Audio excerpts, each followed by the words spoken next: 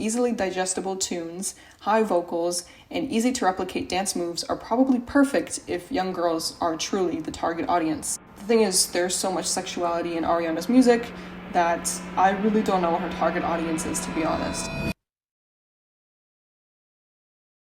Hello, welcome. I hope you're having a wonderful day or night, and if not, I'm glad you came here to unwind and engage with me. If you have not watched my video about Ariana's engagement and my analysis on what we know of it, please go watch that now and come back here. Once you've done that, let's get into this discussion. I do mention in these videos where I critique celebrities that I am actually not here for the drama. I will reiterate that this is not a drama channel, and if my thumbnails and video titles make it seem that way, it's for viewer engagement. These videos dive into deep issues rooted in celebrity optics. This is not a shallow drama channel. I'll always give you the information that I've gathered and my opinions on it.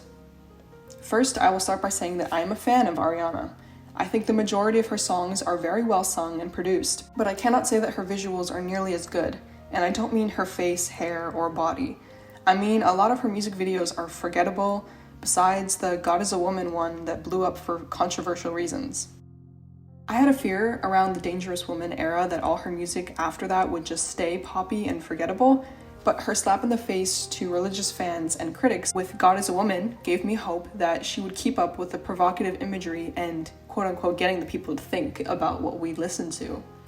I feel that she's almost diving into now Shawn Mendes territory of forgettable pop stardom. In my opinion, Shawn Mendes does not provide anything artistically, just a good voice and a pretty face. If that's what makes him money, especially also catering to young girls, good on him. Although I sure hope that he's not going to attempt the I'm not just a pop star, my music is deeper than that idea, because if that's what he might want, he's going to have to change his music. Unfortunately, besides God is a Woman, I don't feel that Ariana's music, nor concerts, nor this documentary are going in the right direction. I need to keep in mind that the majority of her fans are young girls, and most are probably under 16, so easily digestible tunes, high vocals, and easy to replicate dance moves are probably perfect if young girls are truly the target audience. The thing is, there's so much sexuality in Ariana's music that I really don't know what her target audience is, to be honest. However, if she wants to be taken more seriously as an artist and dive into the world of R&B beats and Beyoncé-like replication of dance formation on stage, she has to ditch these boring dance moves and stop with empty tweeting. I think Ariana's songs are great and catchy, and I can especially relate and vibe to the ones that are high on love and very low on heartbreak.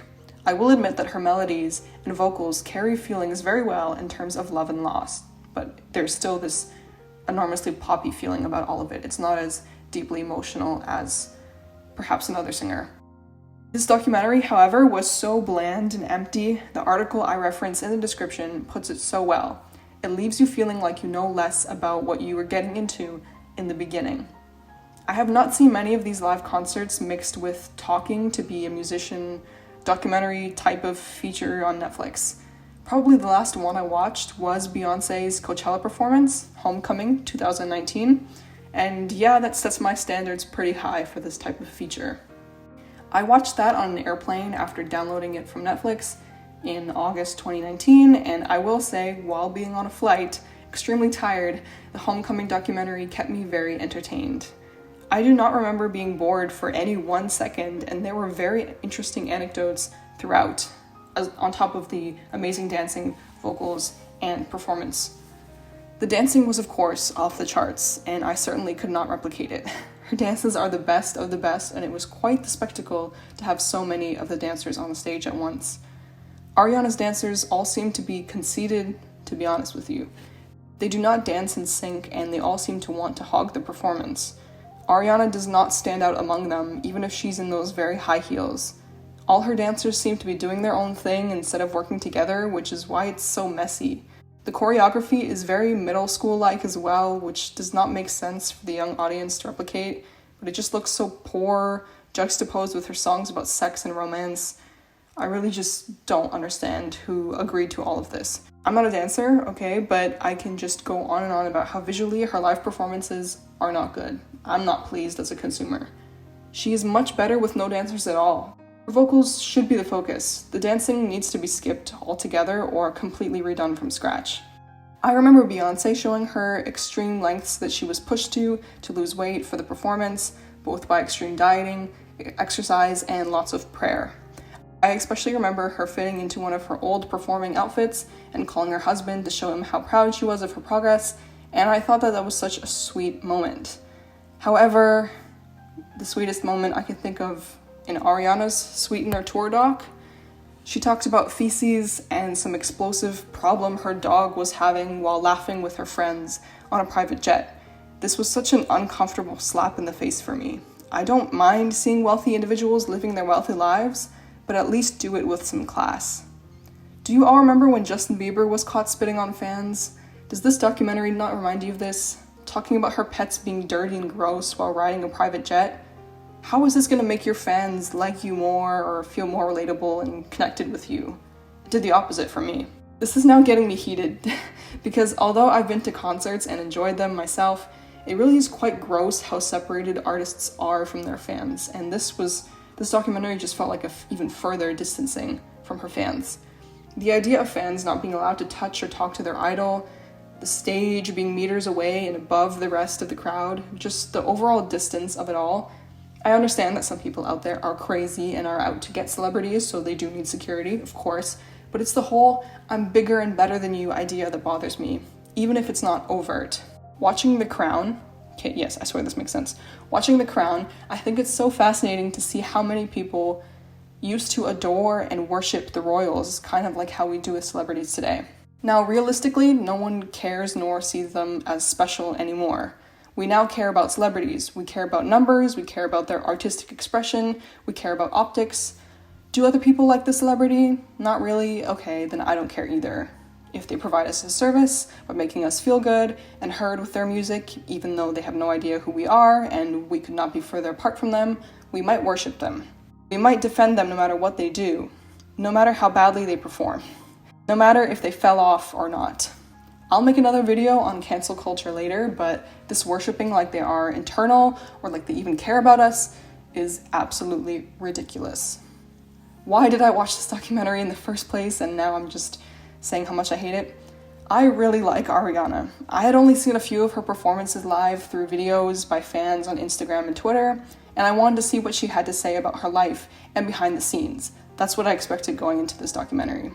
I love watching behind the scenes videos because I actually care about the unsung heroes that make the show happen, even though we might not care who they are and what they look like, and it's always nice to hear celebrities open up about their lifestyle and feelings so that they feel more human and less godlike, disconnected, everything.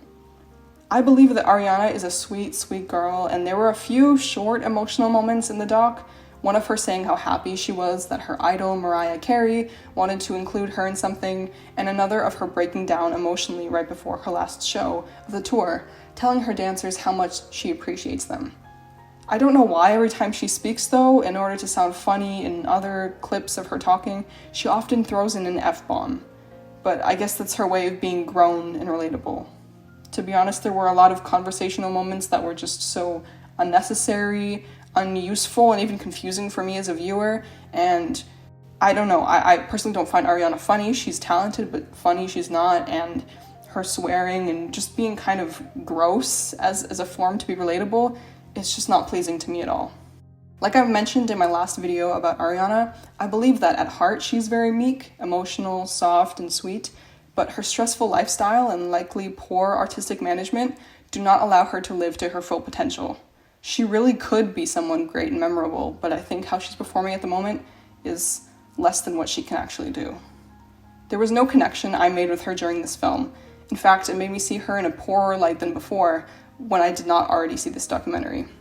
A few minutes of her talking with her best friends in the car, who I have no idea about and frankly don't care about because they didn't add anything important, informative, nor even entertaining, just shows that Ariana does not care about connecting with her fans.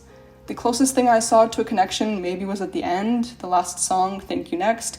Or whomever you love, please do not worship celebrities. They are not any closer to God than royals claim to be. They are just as insecure as you. They are just as constantly under stress and societal intolerance as you are. They are just as beaten up, broken, hurting, aching, shivering, and empty inside as any person would be in an unfulfilling, stressful position. Celebrities just have money and status. A lot of them do not even have natural beauty. Why have that when you can just buy it now?